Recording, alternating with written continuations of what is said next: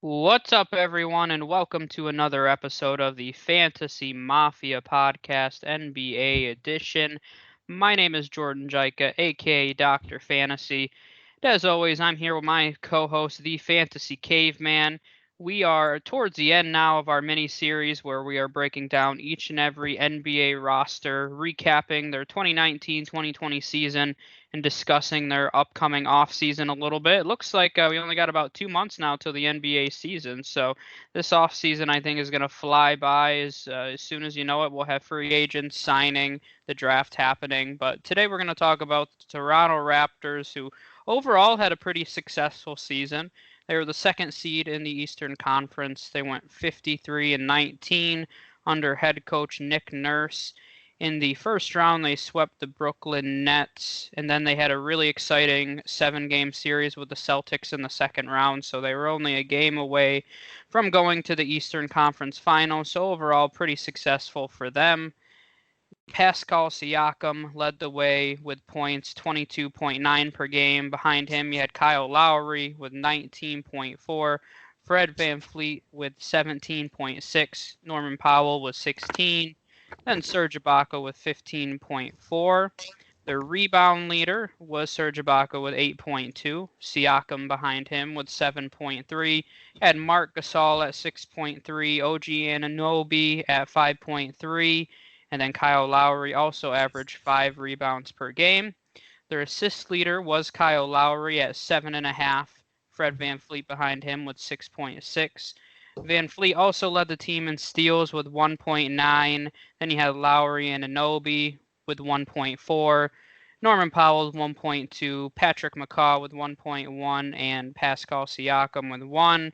And then they only had one individual who averaged at least one block, and that was Chris Boucher. So, Caveman, who impressed you from this Raptors team? First off, all the people that had at least one steal. I mean, I didn't take as deep of a dive into the to the leaderboard as you did, but that's like you listed like 7 guys that had at least one steal. Yeah, that's definitely the first time we've done that. Yeah, that's impressive right off the bat. I mean, plus minus leader. What you thinking? Siakam. It was Siakam. Siakam at plus 6.6. Really solid there. Lowry at plus 4.7, VanVleet at plus 3.8. So all their guys were very solid when they were on the court. I mean, I think when you talk about the Raptors and who impressed you this season, I think overall the Raptors impressed as a team because you look at it, like what was the narrative about the Raptors going into the season is that they couldn't. Kawhi is not there anymore. You know, what are they gonna do without Kawhi? I think although they did, I mean, they exited in the second round, but to me, like this team showed that it can be a title contender without having a guy like Kawhi on their team. Like they showed, and switching up the guy that Kyle Lowry. Let me just say his numbers don't jump out at you that much. I mean, it's at 19 points, 7.5 assists, 5 rebounds. But you really have to watch the game and watch how the Raptors operate with Lowry is on the court to really know how impactful he is for his team. He was like they needed that leader once with Kawhi gone. Lowry stepped up. And he's basically talk about heart and souls of a team. Like that was Kyle Lowry, and then he had a pretty good series that against Boston, which was kind of impressive considering Lowry hasn't been known as a great playoff performer. To put it kindly, he's had some pretty stinker playoff runs in recent memory, but he showed up in this playoffs, but. Yeah, it's just kind of. I mean, and I knew he's been around a while, but I didn't know Lowry's 34.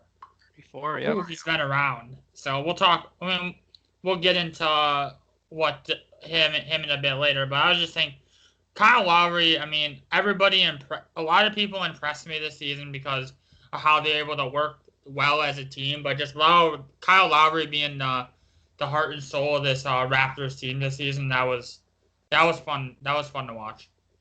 Yeah, I mean, Kyle Lowry definitely had an impressive season. There's two guys that I want to bring up, and Fred VanVleet's a guy that we'll talk a little bit more about when we get to the free agent portion. But, I mean, it can't be stated enough how far this guy has come. Oh yeah. I mean, he came from Wichita State, which is already, there hasn't been many successful names to come out of Wichita State, but he averaged 2.9 points and barely played in his rookie season. Even last season, 2018, 2019, I should say, he averaged 11 points. And then this season, he averaged over 17 and a half points.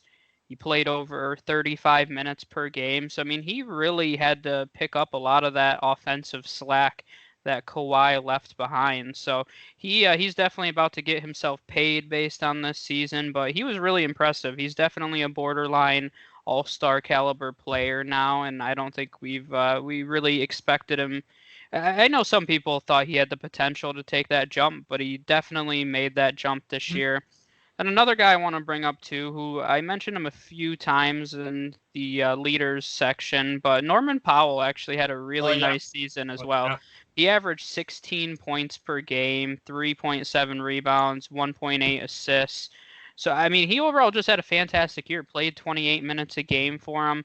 The combination of him and VanVleet really picked up a lot of that offensive slack that Kawhi left behind. Not to mention they're both very solid defenders. Yeah. So I was impressed with both of those guys, and they really were two of the reasons why this team was able to withstand Kawhi leaving. So Norman Powell's 27, so he's a little older than I thought he was much younger than that, but he's been in the league several years as a bench piece, averaging 5 to 8 points anywhere in that range, and then he bumped up to 16 this year. So I was impressed with him, and I definitely think he's worth mentioning as well. Mm-hmm. So let's kind of look where their depth chart is, and we'll start to talk about their free agents, who we see them retaining, getting into that conversation. As of right now, you already mentioned Kyle, starting point guard. Behind him, they have Terrence Davis. At the two, Fred VanVleet, who is going to be a free agent here. Patrick McCaw behind him. You also have, I'll say him in a second. At the three, you have OG Anunoby, and then Norman Powell behind him. Patrick McCaw played a little bit behind him as well. At the four, you have Pascal Siakam, Rondae Hollis-Jefferson, Chris Boucher, and then at the five, you have Marc Gasol, Serge Ibaka, Chris Boucher. So let's look a little bit at their current free agent situation. The next few years, I think, are going to be really interesting for the future of this Raptors team. Mm-hmm. Technically, for 2020, 2021, they only have 5 players that are guaranteed to be under contract. And that's Kyle Lowry, Siakam, Norman Powell, Patrick McCaw, and OG Anunoby. Behind him, you have Stanley Johnson with a 3.8 player option. Not even a name we mentioned. He's way deep on the bench for them right now. You have a bunch of team options for some role players. Terrence Davis, who I mentioned as their only backup point guard right now. Matt Thomas, DeJuan Hernandez. And then you get into a few interesting free agents. Marc Gasol, Serge Ibaka, Fred VanVleet's going to be a free agent. Rondae Hollis-Jefferson. And then you have some Chris Boucher, even who I mentioned. He played some valuable minutes for them last year as well. So they actually, a big piece of their team is on the open market this year. Mm-hmm. And I do have to mention the guys at the bottom here because Caveman will yell at me if I don't bring up these bottom and two-way contract players. Malcolm Miller, Paul Watson, and O'Shea Brissett. Those are their two-way contract and minimum salary guys. So quite a bit. I will say Chris Boucher is a restricted free agent. That's just a side note. But Caveman, what notes? Who do you think they need to retain? And this seems to be a pretty big offseason for the Raptors. It is, and we'll get to start off with Serge. I mean, I would like, I mean, he's a guy that's probably not going to command much more than the veterans minimum at this point, at this stage in his career. I would love to see the Raptors bring him back again. I think he played some valuable big men minutes for him down the stretch, and he's as efficient offensively as he's ever been in his career. And even though he's not Serge Ibaka like he was with OKC, but he's still a very solid defender on the rim as well. Marc Gasol, like he's at that stage in his career where, you're not. I don't see them retaining both Serge Ibaka and Marc Gasol again. That pairing doesn't work. That pairing is bad. Now here's the interest, and nobody else is that relevant. Boucher, maybe they resign it to like a minimum. I don't see any team really offering him much, but he's a quality depth piece, big man. Obviously the big name here is Fred VanVleet, and this is where things start to get really interesting for the Toronto Raptors this offseason. You got Kyle Lowry on the final year of his deal next year, making $30 million. If you're the Raptors, you really have to sit there and wonder: Are you going to be paying Lowry $30 million and then give Fred VanVleet 20 plus, because he's going to command 20 plus on the open market? He played himself into that kind of deal. He'll probably get like a 3-4 year 60-80 mil contract. He'll get around 20 million a year. So that's been kind of the sense. He'll get somewhere in that range.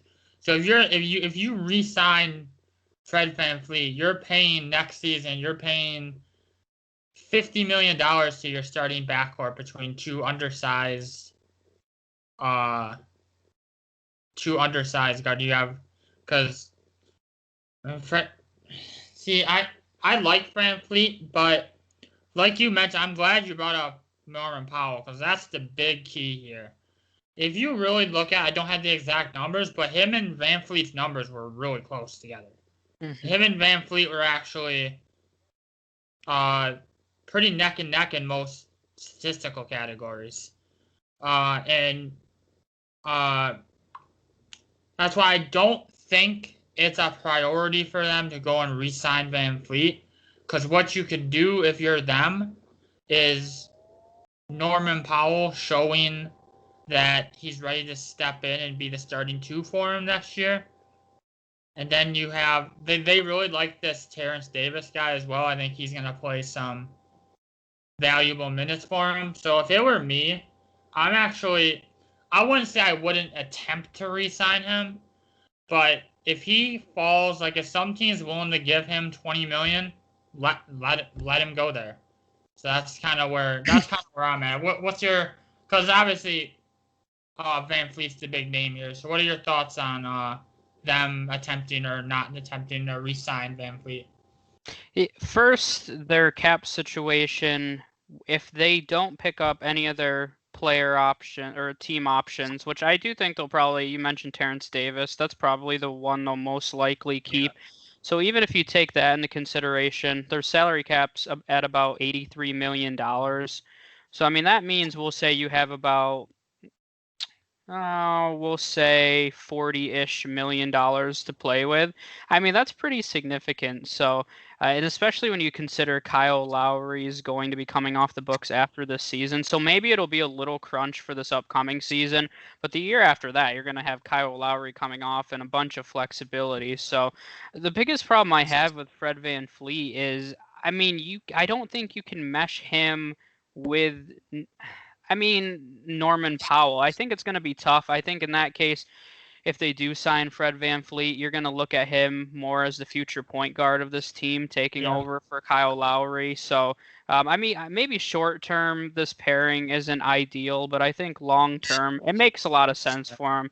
And I think this is a team that's really prided themselves on the team chemistry portion. And they can afford Fred VanVleet. Like I said, this year maybe it's a little crunch, but moving forward, once Kyle Lowry comes off the books, it's really not a big deal at all. Based on what I've read, it seems like VanVleet's going to command Malcolm Brogdon money, people have been saying. So Brogdon got 4 years, $85 million. So you're looking right in that 22-ish Yeah. range, 22 million dollars a year range. So, I mean, when you consider that, they could do that and still have around, we'll say $15 million or so to play around with. So that's why, I mean, I think it's beneficial. Keep the band together, sign Fred VanVleet. He can replace Kyle Lowry as the point guard of the future. Once you move on from Lowry, you'll still have Terrence Davis kicking around. Norman Powell can still start at the 2 spot for him. And Nobi seemed, he's a name that I brought up in the past, and I kind of mocked that he was their starting 3. But in the playoffs, he actually played really well, and he showed a Yep. lot of improvements. He's only 23 right now, so Mm-hmm. there's nothing wrong with rolling with him right now. Same with Patrick McCaw, actually, who's not a really known player, but I watched him a few times, and he looked really impressive as well coming off the bench. So it's not a sexy pairing there, but very solid. And then you have Siakam. So I mean, this is a team that can. It's an interesting offseason because they could lose all of these free agents and have a half a new roster next year and then lose Kyle Lowry. And then I think they're kind of in a flux situation then because if they lose everybody and then Kyle Lowry after this season, I mean, I don't think that's a playoff team anymore, even with Siakam. I mean, when you talk about Lowry being gone, Van Fleet, Norman Powell actually has an option next season. So, I mean, you could start to see a lot of these pieces leave. So, I do think they need to retain some of these guys long term, including Van Fleet, which I think is going to be challenging because I think somebody's going to overpay for him. Mm-hmm. I mean, and if I'm the Raptors, I don't know if I necessarily want to overpay for Fred Van Fleet. I mean, he fits in really well with that system, so it's hard to let him go. But if it's 4 years, 85, I'd pay it to him if I'm the Raptors. I know it may seem crazy, but that's less than what Kyle Lowry's making. He can Mm-hmm. step in, take over for Lowry, and you're still in next year where you could go out and pay a guy 20 plus million again and kind of not rebuild but retool. I've said that before. Mm-hmm. This is the perfect example. This team doesn't need to tear it down and rebuild. They just need to keep their key pieces together, move on from Kyle Lowry, who's going to be 35 by the time his contract runs out. Let him walk, let him retire, whatever he's going to do, and then just keep retooling this team and making it a championship contender. So I personally would pay Van Fleet. If he starts getting into that 25 plus territory, I might start scratching my head and saying probably not. But if he commands that, I personally would retain him. But there's two sides to this situation. I mean, you could also let him walk, and then you have the space. Then you still have Lowry around next year, and you have Siakam. You can go out and try to entice a max player to come. yeah.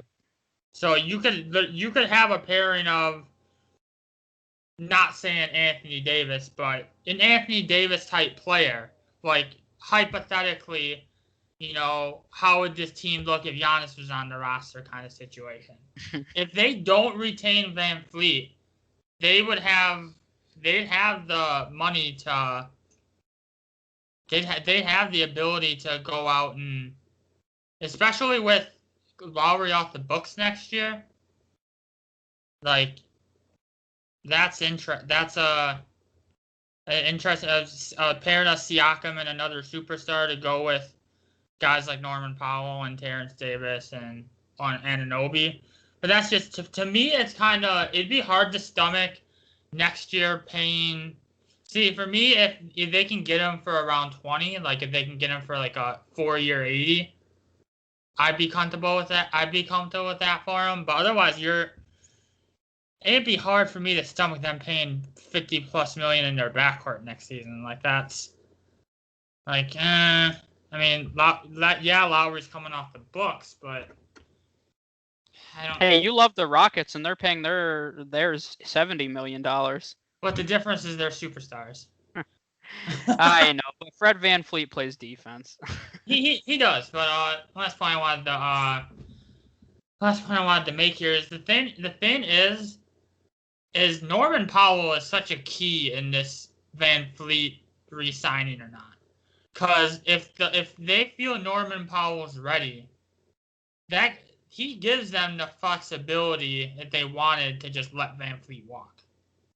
And then you have Norman Powell. We'll talk about this in a second, but they can maybe draft a point guard to groom behind Lowry next season. So, yeah, that's kind of where.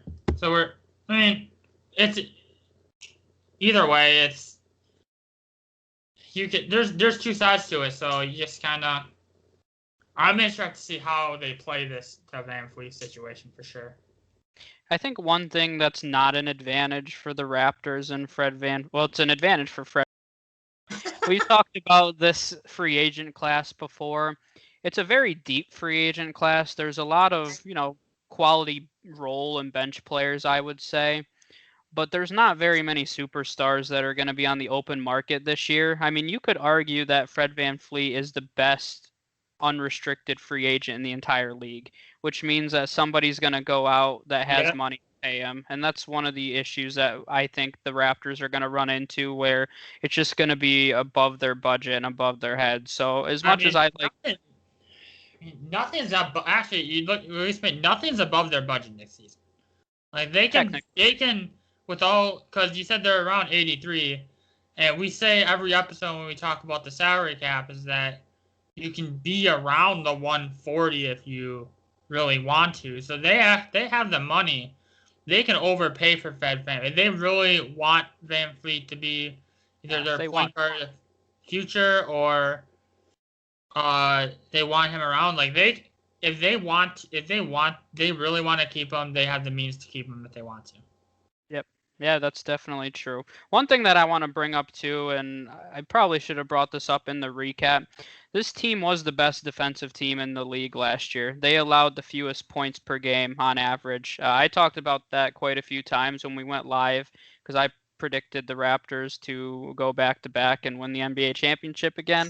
And I love their style of play. So they played really great. They don't have a ton of great individual defenders, but they played fantastically as a unit. So I just wanted to throw that in there before we keep moving along. But next, let's talk about their off-season needs and who we think they should target. So their off-season needs, for me personally, and we've kind of brought up a lot of these points, I mean, it kind of depends who they retain, and it's really a question of what is the long-term outlook for this team.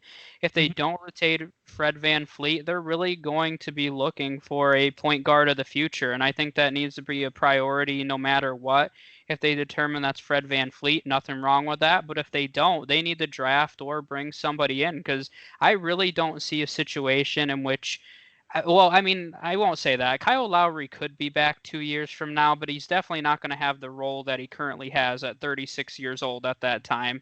So they definitely need to start planning the future of that point guard position in Toronto. I think that's definitely got to be a priority. I think the 5 position, they need to determine what they're doing this year. We mentioned Marc Gasol and Ibaka as free agents. If both of those guys walk, you're going to have to replace them somehow. I agree. Boucher.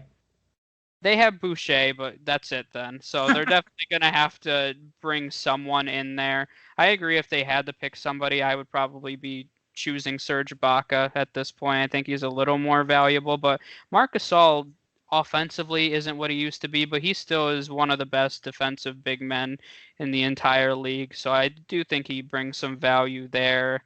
Same thing, and obviously if Fred VanVleet leaves, they'll need just some more depth, and that's kind of the theme for me personally. Is if they don't re-sign a lot of these players, they're just going to need some depth pieces because a lot of their depth pieces are walking. So it's really just a question of what they decide to do with those free agents that are going to. This is definitely probably the most number of free agents we've had since we've been doing these. I mean, like I said, only 5 guys, 1, 2, 3, 4, 5 guys right now are 100% under contract for next year. So I think their needs are going to definitely be dictated by what they do with these players. Yeah, I mean, that's kind of hit my needs on it too. They need like I said, at the point guard position, even if they don't resign, even if they resign VanVleet, let's say, I still think they're gonna need because I don't see them going in the next season with Lowry Van Fleet and Powell on the roster. Now, that tells me they're not trading Norman Powell. I don't see that happening. So now it's a matter of re-signing Van Fleet or trading Lowry, which I've heard rumors circulating, but for me personally, that'd be a dumb move. This is not a situation like first of all, he's 34. You're not gonna get a good return for Kyle Lowry. No. And to me, he's more valuable as that presence on the court and kind of like the heart, like I said, the heart and soul of the team. He's too valuable to trade away for either salary relief or a low pick or something like that. I wouldn't do that, but I've heard that floated around that they could be looking to entertain trading Kyle Lowry, which wouldn't make any sense. Yeah, that's just like I don't see them going in with all those guys there. So he said the key thing for them is they have a lot of their key guys are all under contract. I mean, aside from Van Fleet, they're like Powell and Anunoby, Lowry's under contract for like their key guys are back, aside from Van Fleet. So I think it's more of filling out a roster with kind of role players around the board. Because if they don't re-sign Van Fleet, I guarantee you they're gonna have somebody bigger in mind in free agency. They're not gonna go into. I don't think they're gonna go into next season without Van Fleet and just have the team that's run through Kyle Lowry and Siakam, and then Powell and a bunch of role players.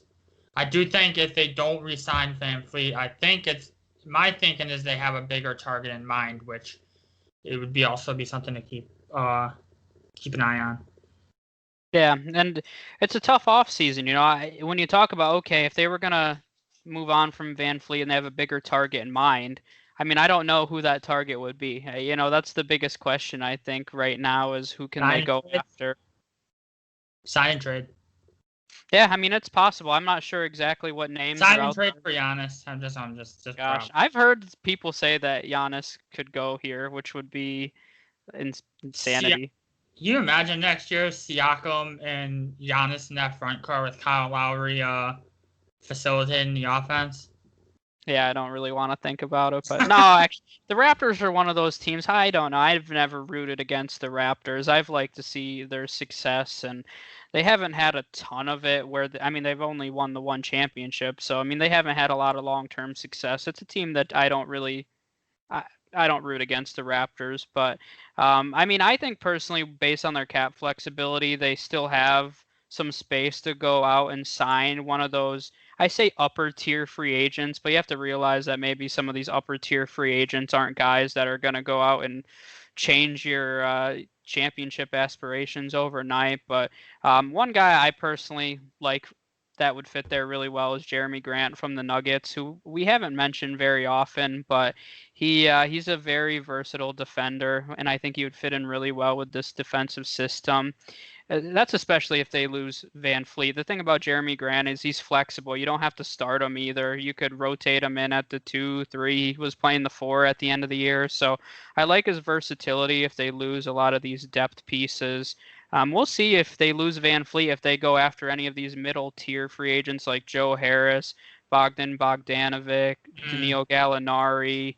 I mean, there's some middle tier names there. Like, I mentioned the 3 spot. It's not the strongest with Anunoby, and maybe Anunoby is more served to play off the bench. I mean, I don't think bringing in Gallinari would be a terrible idea then. Play him at the 3, and that helps you offensively quite a bit, which defensively, I mean, they don't really need to improve much. They were one of the best defensive teams in the league. And even though Gallinari is not a strong defender, if he could kind of just play team defense and fit into the system, I think that's all they really need. If they don't bring in any younger point guards, they could bring in a veteran guard as a presence there. I had the notes that I had for the draft. They only have one draft pick this year, I believe. No, they have their first and second round pick, but they have the 29th overall pick this year. That's always a tough pick to project. a lot of mock drafts that I've been reading have them going the big man route, so replacing Marc Gasol and Serge Ibaka with a younger piece. So at 29, you're most likely looking at Zeke Naji, Daniel Otoru, and Aduka Azubuike. We know his family a little bit. They played in the NBA. So those are some of the big men that are available at that pick. Now, once again, that could be a spot where they look to draft a point guard for the future, but at that spot, it'll be challenging because I don't really know who's going to be available for them. So, realistically, that player at 29 is going to be a depth piece, and I wouldn't be surprised if they went for a guy that could play the five for them there as well. Yeah, I mean that's kind of. I mean, like you said, but with this draft class being very unpredictable, you don't know. There could be a point guard that they like that falls. That falls. You don't know how this draft. Like we were just talking before we got on. Like one of the mocks we had a guy going 12th that we never heard of before. So I don't know what to expect out of this draft class. Well, a couple of guys. I mean, if they fall for the draft, I'm thinking Trey Jones and Duke. Could be solid. I've seen him maybe available in that range. Shaheemus Ramsey, another one from Texas Tech. Those are kind of the young guards that they could select. One of them could slip. You don't know. There's probably guys that aren't even on the mock that are going to get taken in the first round, to be honest with you, because we just don't. There's especially with I feel there's, like you said, there's an insane amount of unknown foreign players in this draft. So who knows? But I mean, for my free agent targets, I mean, I think why draft a center, and why draft a center? We can go and get a guy like Montrezl Harrell. Probably makes more sense if they don't retain Ibaka, but they theoretically, with the amount of money that they have, depending on how much Van Fleet wants, they could keep Van Fleet Harrell. They have the money to do it because they're both just below that tier of like max type money. Like they're a step below that. So you could theoretically see a lineup next year of Kyle Lowry, Fred VanVleet, Montrezl Harrell, Pascal Siakam. Now that's a lineup that could do something. That would be a lineup that makes some noise. Then you still got Norman Powell, still got OG Anunoby, still got Terrence Williams. So they have the space if they want to re-sign VanVleet and get Harrell if they wanted. So I think that's pretty interesting. Another guy, quickly, if they don't re-sign VanVleet, a guy like Goran Dragic, he'd be an interesting fit. He's probably he's not gonna command as much as VanVleet, but because he's like old-ish. But he's another guy if they have. But again, I think either way, no matter what route they go, they have to address the future at point guard somehow, and center too. But yeah, they have to address their long-term needs at the 1 and 5 in the draft. So if I were them, take the best point guard or center that's available at that 29th pick, and try to groom him. You know, if he's a guard behind Lowry, I think Lowry'd be a perfect mentor for if they brought in a point guard from the draft. Lowry's like the perfect mentor for a guy coming into the league. So that's kind of where I want to see them go there. So.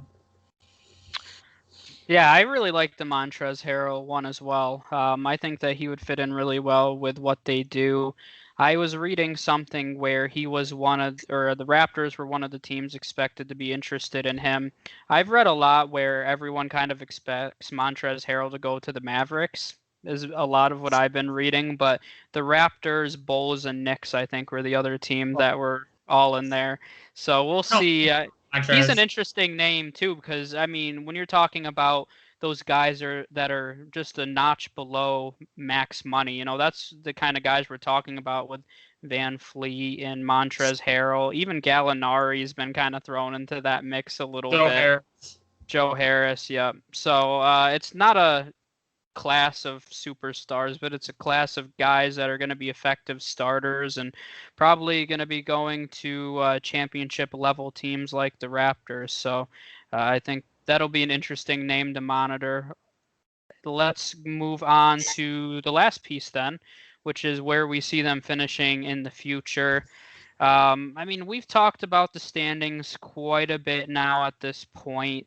I mean, the Eastern Conference, as everybody knows, is a lot weaker than the West. There are some young and upcoming teams in the Eastern Conference, but even if this team lost Van Fleet and they made no major signings, I honestly still think they would make the playoffs. And are they going to be the 2 seed in the Eastern Conference? Absolutely not. But um, they're not going to just sit on their hands and not do anything if Van Fleet leaves. So Yeah. either way, I expect this team to retool itself, even if they're not a 2 seed. Because I mean, you could argue the Celtics, the Heat, the Nets could all finish above them. They'll be somewhere between 1 and 5 in the Eastern Conference next year, Hmm. in my opinion.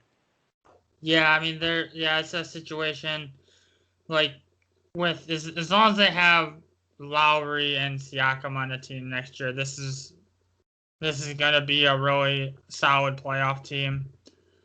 Now the question is who's gonna be that third guy, whether they re-sign Van Fleet or they go out and get another guy of his caliber. Think like say you throw Joe Harris on this team, which for me personally is an upgrade over Van Fleet. So they're gonna be a top 5 team, and like you said, with the East is very in terms of like powerhouses in the East. It's kind of top heavy. With the Buck, I mean, not, but there's like 5 or 6 teams that could finish. Like there's those 5 or 6 teams, and then there's everybody else in the East. Like they're all the same except for these 5 or 6 teams. So I mean, they're gonna finish anywhere from 1 to 5. They're gonna be our championship contender next season because I don't see them losing Van Fleet and signing no one. So they're gonna replace him somehow with either a piece like him or a better version of him. So they're gonna be in the championship conversation, or at least in the conversation to win the East. So Yep, for sure. So I think it's a very interesting offseason overall for them. A lot of decisions that they need to make that are definitely going to be impacting their future and next season. So I think it'll be fun to monitor what the Raptors do this offseason. So I think any other final thoughts you want to make? no, I think we covered it. All right. So I think that's all we have for the Raptors episode. We appreciate you guys listening. We only have 3 more to go with the Milwaukee Bucks coming next and then the Heat and Lakers. So we appreciate everybody who has listened or watched thus far. Make sure you tune in for the next 3 or go back and view any of the other teams on YouTube or The Wizards. Spotify. The Wizards, that's the most popular one for some reason. Not sure why, but check out the Wizards episode for whatever reason. I think it's pretty much the same quality as the rest, but I guess we must have a lot of Wizards fans that follow us. So check out the previous ones. You can listen on Spotify, Google, Apple Podcasts. Make sure you subscribe. We have quite a few people that subscribe and listen to the videos within a few hours of us putting them up. So join the crew. Make sure you like the Fantasy Mafia on Facebook. You can join our Facebook group as well, the Fantasy Hotspot, talk all things sports. So we appreciate the support, and we will see you guys next time. Yep.